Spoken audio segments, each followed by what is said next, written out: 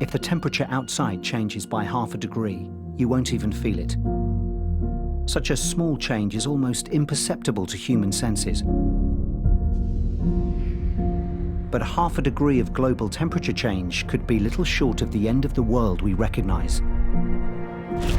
Or at least the world humanity has inhabited for the last few millennia. In 2015, governments agreed a deal in Paris to stop global warming rising past 2 degrees and to try to keep it below 1.5 degrees. So what's in half a degree? At 1.5 degrees, there would still be some precious rainforests, polar bears and coral reefs on planet Earth, albeit seriously diminished. Sea levels would rise, but relatively slowly, so major cities like London, Jakarta and Mumbai have a better chance of continuing life as normal. Drought and flooding would be at a level where food production can keep up with population growth. Millions of extra climate refugees could stay at home and others could avoid starvation. Getting to this world isn't impossible. It means cutting greenhouse gas emissions by half within a decade and then being carbon neutral by mid-century. So we'd be closing coal power stations instead of building new ones, and every car would be electric. We'd be restoring forests instead of cutting them down, and even aircraft would be carbon neutral. It's not impossible, but it is unlikely. The fossil fuels lobby is powerful. Some heads of state even deny the reality of climate change.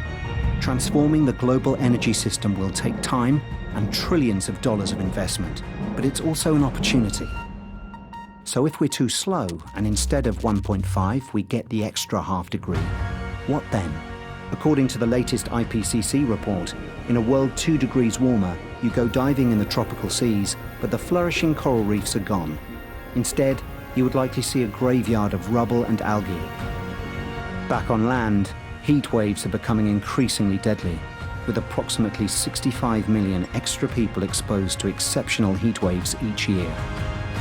Imagine yourself at the North Pole, but all you see is open water. The polar bears are gone, along with the sea ice that used to be their home. You take a boat to the edge of Greenland, but that frozen wasteland is thawing. Huge meltwater rivers thunder into the ocean, where they add to the rising sea levels that are beginning to flood the world's coastlines. Take a trip to Miami, Mumbai or Melbourne, and you'll probably need a boat. Faced with the rising seas, 10 million people could be forced to pack up and move. Global harvests would also suffer, and in developing countries especially, the number of people experiencing water scarcity doubles.